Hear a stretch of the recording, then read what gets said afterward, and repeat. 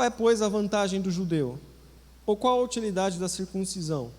Muitas, sobre todos os aspectos, principalmente porque aos judeus foram confiados os oráculos de Deus. Vamos pular para o verso 8. E por que não dizemos, como alguns caluniosamente afirmam, que o fazemos, pratiquemos males para que venham bens? A condenação destes é justa. Vamos ter uma palavra de oração? Senhor, nós te damos graça, nós te louvamos pela tua palavra. Pedimos que o Senhor possa produzir em nós muito mais do que o homem pode produzir. Pedimos que o Senhor nos ensine, que o Senhor nos instrua, que o Senhor nos coloque no caminho da transformação, da mudança, que a gente possa compreender a tua verdade. Não deixe, Senhor, que nenhuma palavra humana, nenhuma palavra do Lelo tenha acesso ao nosso coração, mas apenas aquilo que provém do Senhor. Dai-nos, ó Pai, a capacidade de compreendermos a tua palavra e pela tua graça, Senhor, colocarmos em prática para vivermos uma vida que glorifica o teu nome. Essa é a oração que fazemos e fazemos em nome de Jesus. Amém. Amém.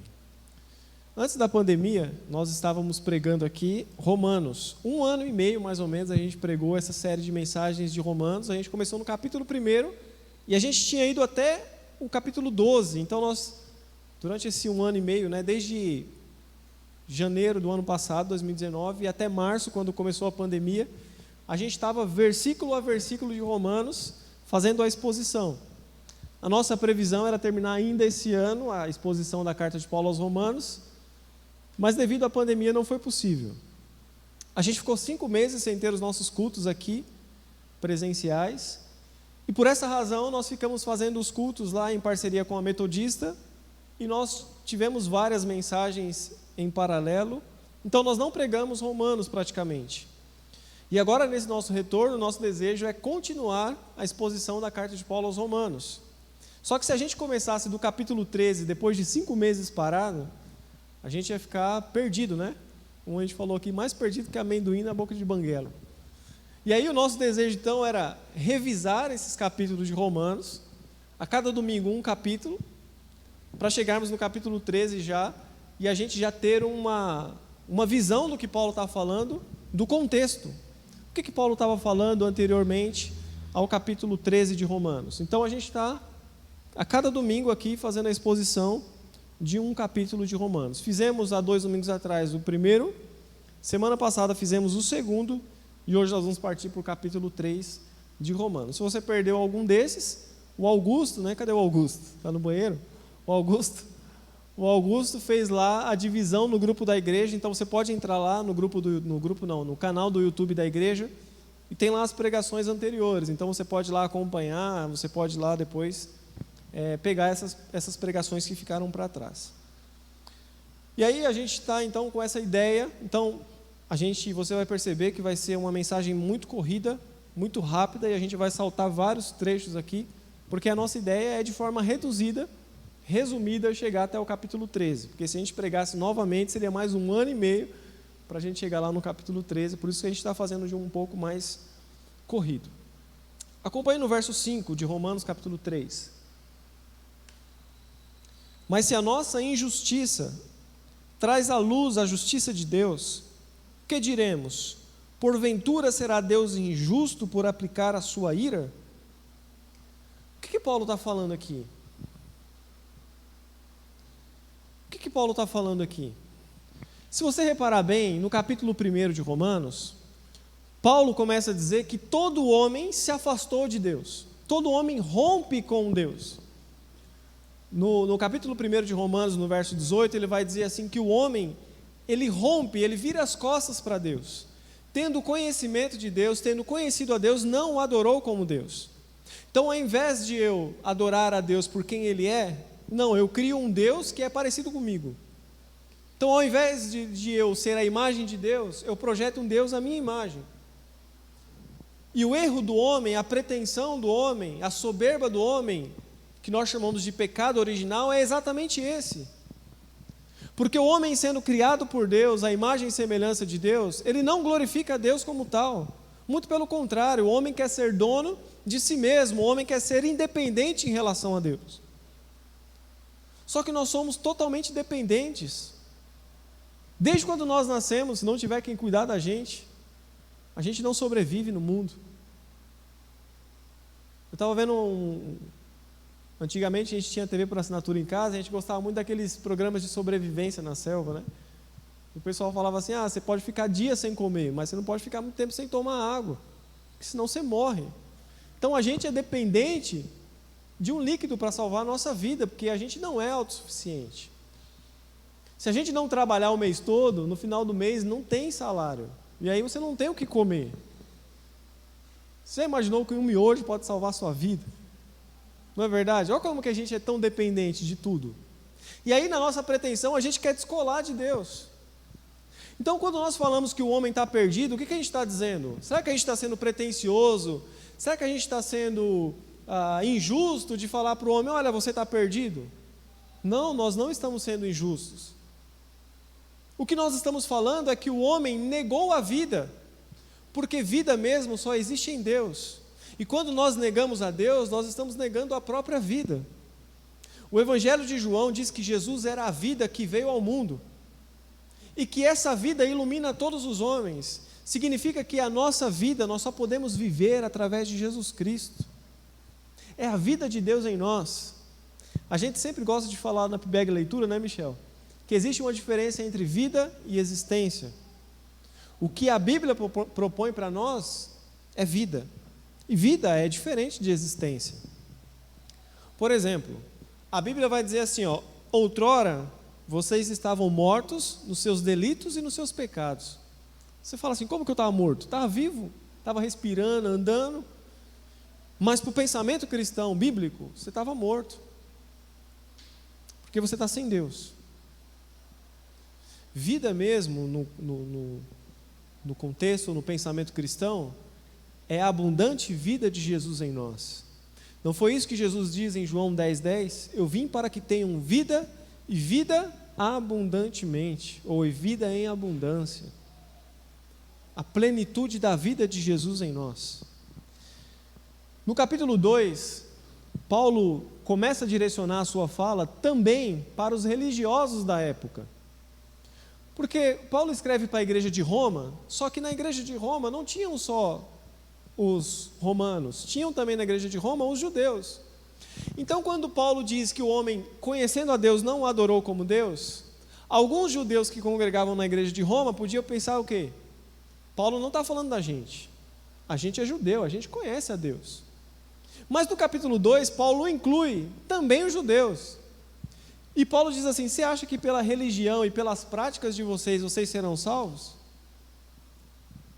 A maior loucura do ser humano, ou da religião, é achar que aquilo que faz de bom, aquilo que ele faz de bom, tem poder para salvar o homem. Eu falava aqui antes do culto com o pessoal, né? Um rapaz que falou para mim assim, eu vou abrir uma igreja onde o pessoal não pode pregar sem gravata. Eu já estaria por fora já, eu. Não pode pregar sem gravata, não pode pregar de barba, isso para mim não é difícil, que eu não tenho mesmo. Porque para mim a doutrina é essa. E aí a gente percebe que muitas vezes a gente coloca a doutrina, né, acima do amor de Jesus. Ou Jesus não amou as pessoas pecadoras? Ou Jesus não se assentou à mesa com os publicanos e pecadores? Ou Jesus não deixou-se tocar pelas prostitutas? Por isso que na época de Jesus, os religiosos ficavam loucos com Jesus. Como que o mestre de vocês, o rabino de vocês, come com prostitutas e pecadores? Você já parou para pensar que o evangelho que Jesus anuncia parece não fazer sentido nos dias de hoje? Porque nos dias de hoje a gente quer padronizar o evangelho. Todo mundo tem que ser igual, se vestir igual, cortar o cabelo igual. E nunca foi esse o desejo de Jesus. O que nós falamos aqui é de um evangelho que propõe a vida. Vida por meio daquele que nos amou e por meio daquele que nos salvou. E aí no capítulo 3, Paulo inclui tanto os gentios quanto os judeus no mesmo balaio. Todo mundo está debaixo do pecado. E no verso que lemos, Paulo diz que se Deus nos condenar, essa condenação é justa. É justa por quê? Se você voltar no capítulo 2, no verso 24, Paulo vai dizer que o nome de Deus é blasfemado entre nós, entre o povo, e a culpa é nossa. O que Paulo está dizendo? As pessoas aí fora têm uma visão errada sobre Deus, e o culpado de transmitir essa visão errada sobre Deus somos nós, os religiosos. Eu falo que às vezes eu acho que eu tenho a pretensão de ter o evangelho do Lelo. Às vezes eu acho que eu tenho essa pretensão. Quando a gente fez essa proposta de expor a carta de Paulo aos Romanos, foi com a ideia de que nós pudéssemos ser responsivos a qual evangelho nós cremos. Quando alguém perguntar para você assim, que evangelho você crê? Qual que será a sua resposta? Eu creio no evangelho que o Lelo ensina. Você está por fora, velho. Então eu acredito no evangelho da PIBEG. Esse aí é bom demais, cara. Também você está por fora.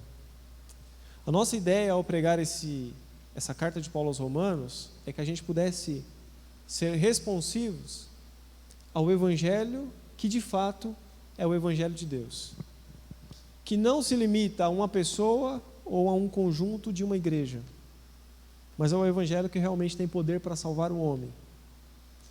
E esse é o nosso desafio. E no verso 5 de Romanos, ele continua dizendo que a nossa injustiça traz luz à justiça de Deus. Eu sempre falo que existe um contraponto entre nós e Deus. A gente foi originalmente criado para ser a imagem e semelhança de Deus, mas hoje parece ser ao contrário, né? Hoje a gente é um contraste do que Deus é. Parece que o que Deus é, nós não somos. Você quer saber como que Deus é bom? Olhe para o quanto que o homem é mau, e aí você vai ter uma noção do quanto Deus é amoroso. E devia ser o contrário, né? Se você quisesse saber o quanto Deus é amoroso, olhe para a bondade e o amor da humanidade. Mas não é assim. Se você tentar encontrar o amor de Deus no amor e na bondade da humanidade, 5 minutos você vira ateu. Você fala, não existe bondade no mundo. Nada no mundo é de graça. Então, o que Paulo está dizendo é que a nossa injustiça deixa muito claro a justiça de Deus. E isso não é mérito nenhum nosso. Porque Paulo está insinuando aqui que alguns chegam a pensar que, então eu vou cometer pecado, porque o quanto mais sujo eu for, mais abundante é a graça de Deus. Paulo está falando, não. Quanto mais injusto você é, fica mais evidente ainda a justiça de Deus. E se Deus condenar você, essa condenação é justa. Olha o verso 9. Que se conclui ainda? Temos nós qualquer vantagem? Não, de forma nenhuma. Pois já temos demonstrado que todos, tanto judeus como gregos, estão debaixo do pecado. É interessante isso que Paulo diz, porque ele fala aqui de uma totalidade. Todos estão debaixo do pecado. Essa palavra debaixo do pecado, eu já tinha até falado anteriormente, quando nós pregamos esse texto.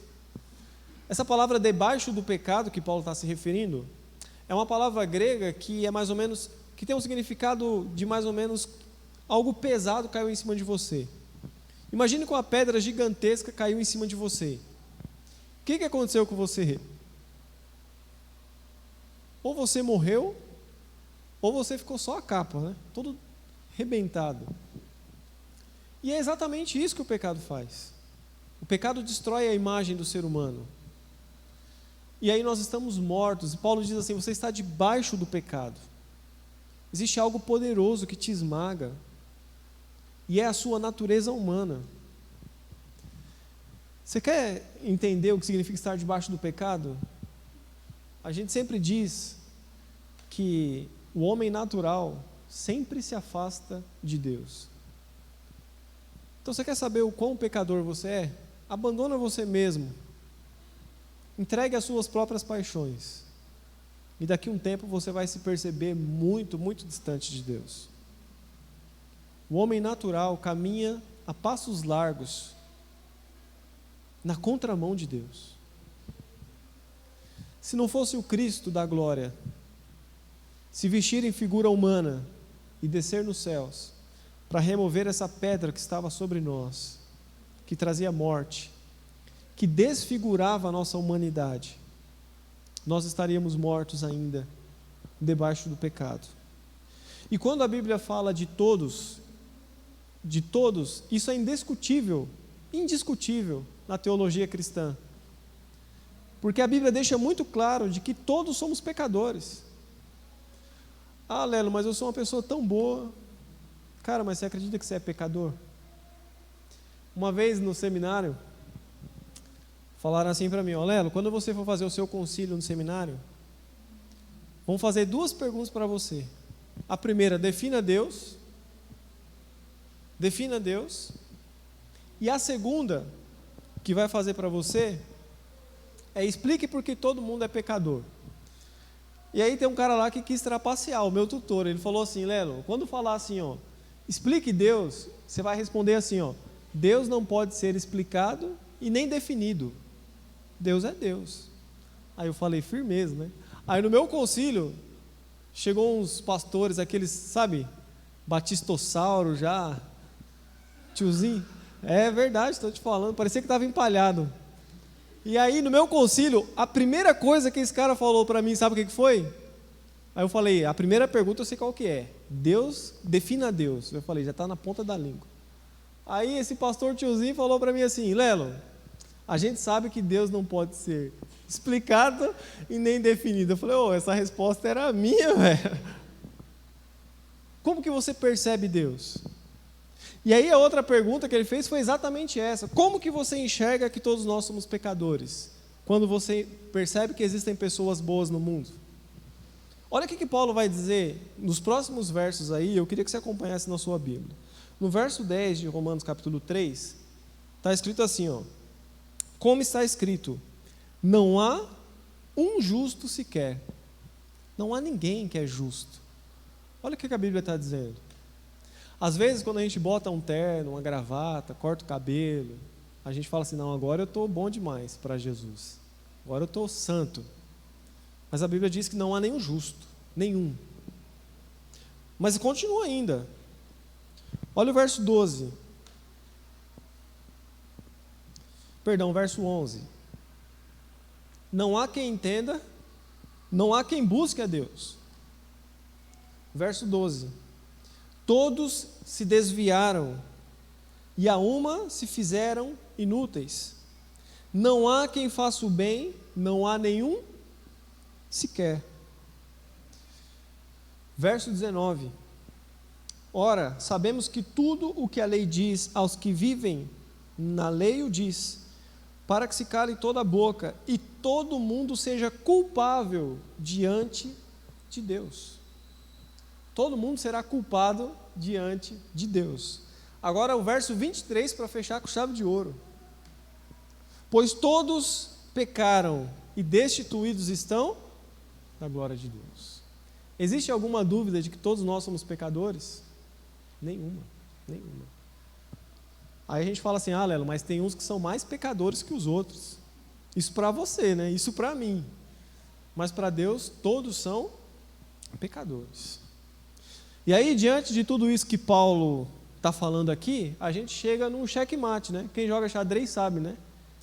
Parece que você está num beco sem saída, porque Paulo diz assim no capítulo 1: o homem vive as suas próprias paixões e os seus próprios desejos, vive para a sua própria satisfação. Aí você pensa: pô, Paulo, então eu não posso viver para mim mesmo. Beleza, entendi. Aí no capítulo 2, Paulo condena aqueles que tentam buscar a Deus pelos caminhos humanos, porque tentam buscar a Deus tentando ser alguém melhor, vestir uma roupa melhor, falar diferente. E aí Paulo condena também essa galera que acha que pode alcançar a Deus através dos padrões e dos méritos humanos. E aí você chega num beco sem saída, né? Você fala: poxa, eu não posso viver os meus desejos, porque eu estou condenado por Deus. Se eu tentar ser justo diante de Deus pela minha capacidade, eu também estou condenado. Mas e agora? Aí eu me apego a uma frase de John Stott, que ele diz assim: Deus é amor e é justiça, mas a justiça de Deus é feita em amor. Sensacional essa frase. Olha só, a partir do verso 21, Paulo começa a revelar então o evangelho que salva o homem. A gente já viu que não são as nossas obras, a nossa capacidade de ser bom que vai nos salvar. E a gente já viu que também viver longe de Deus também não nos salva. Paulo, então, depois de encerrar todos nós debaixo do pecado, ele vai, então, descortinar o evangelho da justiça, o evangelho da graça, o evangelho que salva. No verso 21. Mas agora sem lei, manifestou a justiça de Deus, testemunhada pela lei e pelos profetas. O que Paulo está dizendo, mas agora sem a lei, sem as regras da religião, você tem que fazer isso, você tem que fazer aquilo, você tem que fazer aquilo outro. Paulo está falando assim, não, já não tem mais a lei. A lei já não tem poder, ela não é eficaz. A lei, ela é testemunho. O que significa isso? A lei, ela revela o abismo que existe entre nós e Deus. Quando a lei foi nos dada, ela nunca teve a pretensão de fazer assim, ó. Pode parecer loucura o que eu vou falar agora, mas é a verdade do evangelho que cremos. A lei, ela não veio para impor para nós um monte de regras, e que se a gente seguir aquele monte de regras, a gente vai ser salvo. A lei nunca foi um caminho de salvação. A religião nunca é um caminho de salvação. Então não é porque você faz, porque você deixa de fazer, que você vai ser salvo. O que Paulo está dizendo é que a lei, ela não veio para colocar em você padrões e rituais. A lei veio para demonstrar que Deus é santo e você não é. Quando, por exemplo, Jesus esteve entre nós, ele disse assim, ó, está escrito na lei, não cobiçarás, não adulterarás. Eu, porém, digo para vocês que se você olhar para uma mulher e desejar no teu coração, ferrou, você já pecou. O que Jesus está falando? Jesus está elevando a dificuldade da lei? Não, Jesus não está elevando a dificuldade da lei. Jesus está falando assim, é impossível vocês cumprirem a exigência que meu Pai exige de salvação. Vocês nunca atingirão o padrão de santidade que Deus exige. E se você tentar atingir esse padrão de santidade pelos méritos humanos, você vai ser hipócrita. Porque você vai falar uma coisa que você não consegue viver. E aí, ao invés de você aproximar as pessoas de Deus, você vai afastá-las. O medo que eu tenho no meu coração é pregar tanto aqui sobre graça e viver lá fora outra coisa. Esse é o meu medo. Porque o Evangelho aponta para nós que o único caminho de justiça é Jesus Cristo. É o único caminho. Não existe outro. E qualquer outro caminho que você tenta trilhar, que não for o de Cristo, você está negando o sacrifício de Jesus. Porque Jesus foi o único capaz de passar por essa terra sem nenhum pecado. Jesus foi o único capaz de cumprir toda a exigência de Deus para salvar o homem. E é por isso que Paulo faz questão de encerrar todo mundo debaixo do pecado. Por isso que ele diz, não há ninguém que faça o bem, não há ninguém que busque a Deus, não há nenhum sequer, todo mundo pecou, todo mundo se desviou, todo mundo é farinha do mesmo saco. E se não fosse a justiça de Cristo na cruz, para pagar os nossos pecados diante de Deus, nós seríamos condenados. E é por isso que Paulo começa a dizer, mas agora sem a lei, manifestou-se a justiça de Deus. Manifestou-se o Cristo na cruz. Esse sim tem poder para salvar o homem. Verso 22. Justiça de Deus mediante a fé em Jesus Cristo, para todos e sobre todos os que creem, porque não há distinção. E eu gosto demais desse texto, né? Porque você repara que Paulo vai dizer no verso 23, depois, a gente leu o 22. No verso 23, Paulo vai dizer assim, ó, todos pecaram. Aí você pensa assim, lascou. Mas no verso 22, ele diz assim, todos, a manifestação da justiça de Cristo está sobre todos. Todos pecaram, mas todos podem ser justificados em Cristo Jesus. todos estiveram distantes, mas por causa de Cristo todos podem estar próximos dele. Esse é o evangelho que cremos, o evangelho que salva. E Jesus está falando, e Paulo está falando aqui, que a justiça é derramada sobre todos, e não há distinção. A gente faz distinção, né? O evangelho não. A nossa moralidade, ela faz distinção entre uns e outros. O evangelho não faz. A gente faz distinção entre rico e pobre. Uma vez eu fui numa igreja, tá até no YouTube, né? Depois eu estou ferrado, mano. Uma vez eu fui numa igreja e falaram assim, quem tem aí R$300 para dar de oferta? Falei, mano, não tenho R$300 no ano para dar, quanto mais agora aqui. Quem tem R$300 para dar de oferta, vem aqui na frente. Aí foi caindo, de 300, 250, 200, 150, 100, 50, 10, 5. Eu estava na galera dos 2. Aí, tipo assim, o povo que deu 300 é porque 300 pastores vão orar por eles. A galera que deu 200, 200 pastores. E eu fiquei olhando para minha notinha de 2, falei, velho, só 2 vão orar por mim aqui. A nossa religião humana faz distinção entre ricos e pobres. A nossa religião faz. O evangelho da graça não. A nossa religião, ela faz distinção entre pretos e brancos, gays e héteros. A nossa faz. Se tem uma coisa que a gente consegue condenar rapidinho, é um cara que é homossexual. É ou não é? É fácil para nós como cristãos condenar essa galera.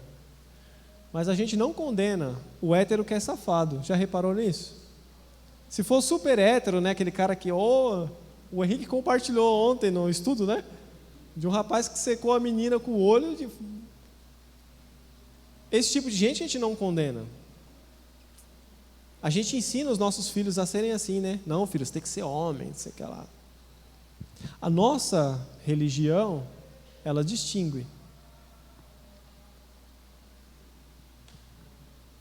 Se uma prostituta entrar aqui, a gente distingue. A gente não quer estar perto. Principalmente as mulheres casadas, né? Vai falar para os maridos assim, sai de perto dessa mulher. A nossa religião faz isso, cara. A gente mata pessoas. Só que Paulo, em Romanos 1,16, ele diz assim, eu não me envergonho do Evangelho, porque é poder de Deus e salvação para todo aquele que nele crê. E aqui ele diz, e Deus não faz distinção de pessoas. Não importa quem seja. Ou você acha que nós podemos limitar o poder de Jesus de salvar alguém? Se eu tivesse essa pretensão de limitar o poder de Jesus de salvar alguém, eu mesmo não poderia estar aqui falando hoje para vocês. Porque só Deus sabe de onde Ele me tirou. Só Deus sabe a transformação que Ele fez na minha vida e no meu coração. Então como que eu posso dizer que Deus não pode salvar fulano de tal? Que loucura é essa? Como que eu posso limitar o poder de Deus? Como que eu posso falar para alguém, você pecou, agora você vai para o inferno? Que loucura é essa? Não é isso que o Evangelho está falando. O Evangelho que a Bíblia anuncia não é de condenação. É por isso que ele é chamado de boas novas. Boas notícias. Existem boas notícias de Deus para a nossa vida. Jesus morreu para nos dar justificação, salvação e vida para todo aquele que nele crê. Verso 25. Vamos correndo aí para a gente terminar o capítulo 3. A quem Deus propôs no seu sangue, como propiciação mediante a fé, para manifestar a sua justiça por Deus, por ter Deus, na sua tolerância, deixado impunes os pecados anteriormente cometidos. Eu gosto do início desse verso, porque Paulo diz assim, a quem Deus propôs. O Wilson fez uma devocional semana passada, e ele falou assim que na adoção, né, que eles fizeram, não só eles tinham que ter o desejo de adotar a Ana Clara, mas a Ana Clara também teria que manifestar o desejo de ser adotada por eles. é uma proposta. Não é assim, eu vou lá e adoto aquela criança. Não, a criança também tem que falar que quer ser adotada. E o que Paulo está dizendo é exatamente isso. Deus propôs a nós. O evangelho que nós anunciamos, o evangelho que salva, é o evangelho que propõe ao homem. Hoje a gente parece ter um monopólio da vontade de Deus, né? A gente quer obrigar as pessoas a serem cristãs, a se converterem. E não é isso que Paulo está dizendo. O evangelho é uma proposta. Deus propõe a você. Jesus senta na mesa com você e fala assim: filho, você pode tentar viver da sua maneira e tentar pagar os seus pecados e depois prestar conta diante de Deus. Ou você pode confiar na minha justiça e eu te justifico diante do meu Pai. Essa é a proposta que eu te ofereço. Você pode ir diante de Deus achando que você é bom e que você vai se justificar de todos os seus pecados porque você consegue fazer o bem. Ou você pode ir diante de Deus confiando no sacrifício de Jesus Cristo. Essa é a proposta de Jesus. E ele deixa muito claro, mas saiba de uma coisa: se você for diante do meu Pai achando que você é bom, você vai sair envergonhado. Porque a minha justiça é a única que é aceita pelo meu Pai. Porque as outras, a justiça humana, para Deus é como trapo de imundícia. Eu não vou explicar o que é trapo de imundícia, porque a gente está no YouTube, o pessoal vai ficar escandalizado, né? Mas vocês já têm uma noção do que é trapo de imundícia, né? Eu não quero envergonhar a nossa igreja mais ainda do que às vezes eu faço. Verso 26 e 27. Tendo em vista a manifestação da sua justiça no tempo presente, para ele mesmo, olha só que interessante, para ele mesmo ser o justo e o justificador daquele que tem fé em Jesus. Jesus é o justo e o justificador. Não é da hora isso? Ele mesmo que é o justo e ele é aquele que justifica. Verso 27. Onde está o orgulho? Que Paulo está perguntando. Foi todo excluído. Por que lei? Das obras? Não, pelo contrário, pela lei da fé. Que orgulho nós vamos ter diante de Deus? Nenhum, porque não são as minhas obras que me salvam. Que orgulho que eu vou ter diante de Deus? Nenhum, porque não é aquilo que eu faço de bem que me salva. Então não existe orgulho na salvação, é o que Paulo está falando. O que existe é graça, porque nós não somos salvos pelas obras que praticamos, mas pela nossa fé naquele que nos justifica, Jesus Cristo. Onde está o orgulho? Onde está seu orgulho? Foi colocado debaixo da cruz de Cristo. E para concluir, verso 28. Concluímos, pois, que o homem é justificado pela fé, independentemente das obras da lei. Sensacional, né? Paulo diz: eu concluo então que o homem alcança sua salvação não pelas suas obras, mas pela graça, pela fé em Cristo Jesus. Esse é o evangelho que nós cremos. Eu sei que para muita gente é loucura. Eu sei que esse evangelho que a gente está anunciando aqui, as pessoas me mandariam para o inferno por causa desse evangelho aqui que eu estou anunciando. Mas eu acredito de verdade, de todo o coração, que esse evangelho não é o evangelho do Lelo, muito menos dessa comunidade aqui. Eu acredito que esse é o evangelho de Jesus Cristo. Porque se houvesse alguma maneira de nós chegarmos a Deus que não fosse Jesus, Jesus não precisaria descer da sua glória, vestir-se com uma roupa humana e morrer numa morte de cruz. Se houvesse alguma outra forma do homem chegar a Deus, senão pela cruz de Cristo, não foi essa oração de Jesus no Getsêmani? Se for possível, afasta de mim este cálice. O que Jesus estava falando ali no Getsêmani? Se houver alguma outra maneira, faça isso, mas não houve. Porque a única maneira do homem chegar-se a Deus é pelo caminho da cruz, é por meio de Jesus Cristo. E não existe nada que você possa fazer de bom que seja maior do que Cristo fez na cruz. Não existe nada que você faça de bom que possa superar o que Cristo fez na cruz por você. E não existe nada do que você faça de errado que anule a justiça de Cristo que está sobre a sua vida, porque nunca dependeu de você a salvação, dependeu da justiça de Cristo, dependeu do amor dele manifesto na cruz e derramado para salvar o homem. Então, abaixe as suas armas, pare de tentar se aproximar de Deus por méritos humanos, mas confie em Cristo Jesus. Ele é o justo e o justificador. É sobre Ele que está toda a nossa justiça. Que a gente possa declarar como Paulo: já não vivo mais eu, mas Cristo vive em mim. A gente falava na EBD hoje de manhã, que quando Jesus ressuscita, os discípulos estão com medo, e aí estão trancados, com as portas fechadas, e Jesus se coloca no meio deles. E Tomé não estava no meio, acho que ele foi pagar a fatura do cartão, recarregar o celular. Ele não estava quando Jesus apareceu. E aí, quando ele volta, Jesus tinha ido embora. E os discípulos de Jesus falam para Tomé: Tomé, Jesus ressuscitou. Tomé fala assim: eu não acredito. Eu não acredito. Como assim? Na hora que eu saio, ele aparece aqui, e vocês estão falando para mim que ele ressuscitou? Eu não acredito. E aí Tomé fala assim: se eu não tocar em Jesus, se eu não ver Jesus, eu não vou crer. E a Bíblia fala que Tomé está falando isso, quem é que se coloca no meio deles de novo? Jesus. Jesus aparece e fala assim: Tomé, cola aí, toca aqui, toca nas minhas mãos. Sou eu. E aí Tomé cai prostrado e fala assim: Senhor meu e Deus meu. E aí Jesus diz a seguinte frase: porque você me viu, Tomé, você creu? Bem-aventurado aqueles que não me viram, mas creram.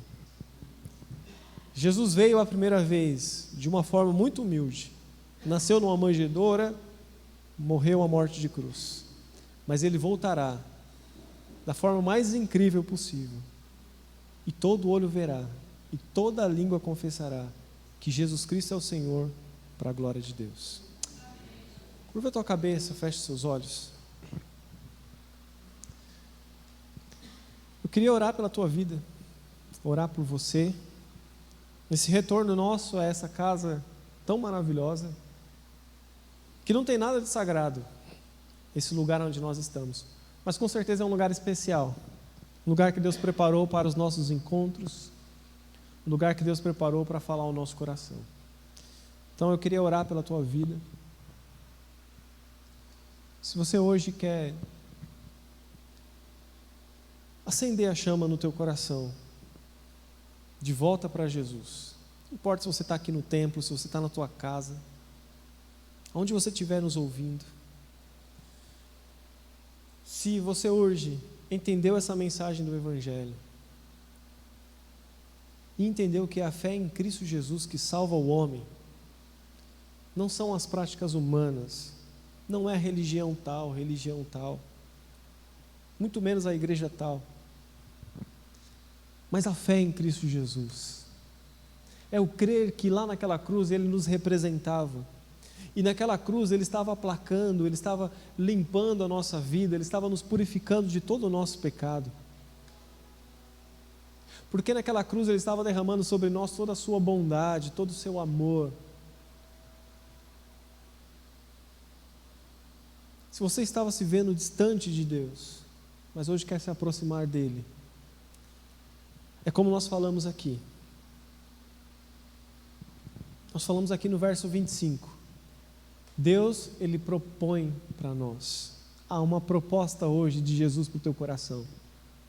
Volte a andar comigo. Volte a andar comigo. Vamos sentar à mesa comigo. Quero andar com você.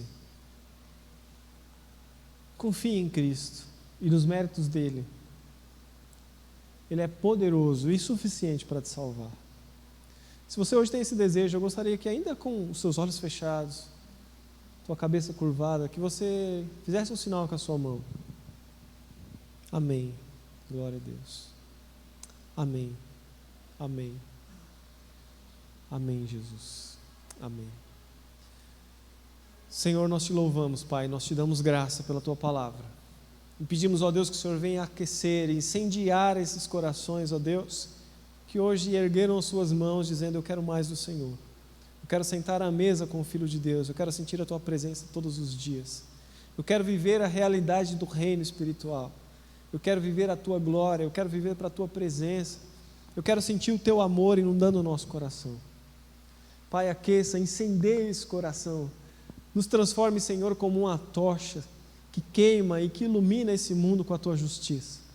Nos ajude, Senhor, a manifestarmos esse evangelho que salva, o evangelho que anuncia a justiça que está em Cristo, que retira do homem qualquer pretensão de tornar-se justo pelos méritos humanos, que retira do homem qualquer capacidade de aproximar-se de Deus, qualquer capacidade de andar com Deus, e coloca em Cristo toda a justiça, coloca em Cristo toda a satisfação que nos foi roubada, que coloca em Cristo toda a plenitude que só existe no nome dEle. Te louvamos, Senhor, e pedimos: aqueça o nosso coração. Levante aqui, Senhor, uma igreja avivada, cheia da tua presença, cheia do teu amor, que vai manifestar o teu reino e a tua justiça, que vai anunciar o evangelho que salva, que vai alcançar os povos, que vai fazer missão, como Augusto falou aqui hoje, que vai amar pessoas, que vai acolher o pobre, que vai acolher os vulneráveis, que vai acolher o homossexual, que vai acolher aqueles que estão marginalizados, que vai abençoar vidas, que vai ser abençoadora, Pai. Então nos incendeia, Senhor, para sermos missionários, não só para abençoar os missionários que estão no campo, mas para nós mesmos sermos missionários do nosso trabalho, e aonde nós estivermos, que a gente possa ter sempre palavras de vida, de conforto e de salvação, Senhor. É a oração que fazemos, ó Pai. Aviva-nos, ó Pai, que nós possamos incendiar essa cidade para o Teu nome e para a Tua glória, Pai. É a oração que fazemos, e fazemos em nome de Jesus. Amém. Amém.